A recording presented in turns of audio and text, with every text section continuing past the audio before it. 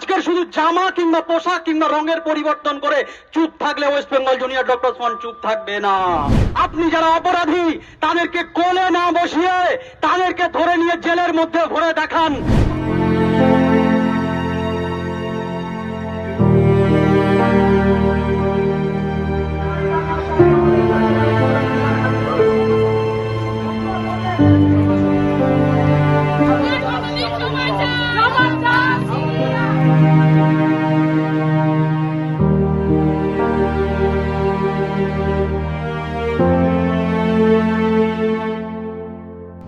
আমাদের অভ্যেসে পরিণত হয়েছে, এটাকে আটকানো যাবে না। আমাদেরকে যদি কেউ ভয় দেখানোর প্রচেষ্টা করে, West Bengal junior doctors front ব্যর্থ অর্থে ব্যর্থ কণ্ঠে ঘোষণা করছে, সরকার 220 আসুক, 250 আসুক আর 294টা আসুক, অন্যায়ের বিরুদ্ধে 9 আগস্ট থেকে যে আওয়াজটা আমরা তুলেছি, ভবিষ্যতে সে আওয়াজটা তুলব।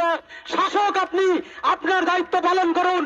যে কথা বলে আপনি ক্ষমতা হস্তান্তর করেছেন, আজকের শুধু জামা কিংবা পোশাক কিংবা রঙের পরিবর্তন করে চুপ থাকলে West Bengal junior doctors front চুপ থাকবে না।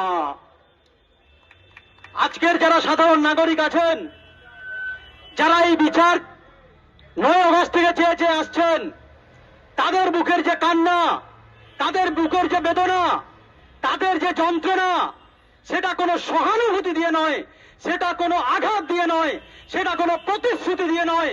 আপনি আপনার কাজ করে দেখান। আপনি যারা অপরাধী তাদেরকে কোলে না বসিয়ে তাদেরকে ধরে নিয়ে জেলের মধ্যে ভরে দেখান। তবেই আমরা থামবো, তবেই আমরা শান্ত হব। ভয় দেখানোর কোনো জায়গা আমাদের সামনে আনবেন না। আমরা ভয় পাই না, এটা আজকে শুধু বলছি না, বারে বারে প্রমাণ করে দিয়েছি যে আমরা ভয় পাই না। এই পুলিশ দিয়ে, প্রশাসন দিয়ে, পুলিশের লাঠি দিয়ে, আইন দিয়ে, কানুন দিয়ে আমাদেরকে ভয় দেখাবেন না। আমরা লড়াই করছি প্রথম দিন থেকে। আমরা ভয় পাই যদি বাজারে, যদি রাস্তায় কোথাও যুদ্ধ লেগে যায়, সেখানে বন্দুক বিক্রি হয়ে যায়, কিন্তু ফুলগুলো না বিক্রি হয় না। আমরা ওই ফুলের পক্ষে, আমরা ভালোবাসা দিয়ে আমরা যুদ্ধে সামিল হব, ওই বাজারগুলোকে সুন্দর করব। এই প্রতিজ্ঞা আমরা প্রথম দিন থেকে নিয়েছি, সেই প্রতিজ্ঞা আমরা পালন করে যাব। আজকে সমস্ত মিডিয়া বন্ধুরা এসেছে, অনেক লোকজন এসেছে, হয়তো মিছিলটা অনেক বড় হয়নি, কিন্তু কোন রকমের অসভ্যতা, কোন রকমের আপনার কোন রকমের রাগারাগি ঝামেলা কিন্তু আপনারা দেখতে পাবেন না। লাস্ট 2 বছর ধরে আমরা করে আসছি, কারণ আমরা মনে করি ভালোবাসা দিয়েই আমরা আমাদের আওয়াজটা শাসকের কানে পৌঁছে দিতে পারি। কিন্তু এটার মানে এই নয় যে আমরা কোনোভাবে শান্ত হয়ে যাব। আমরা যেমন আগের মতো যে যুদ্ধ নেওয়ার প্রস্তুতি নিয়েছিলাম, সেই যুদ্ধ আমরা আবার নেব।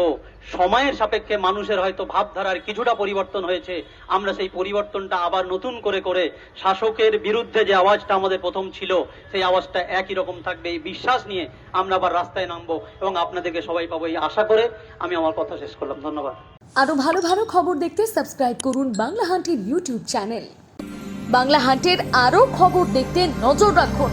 বাংলা খবর মানেই বাংলা হান্ট।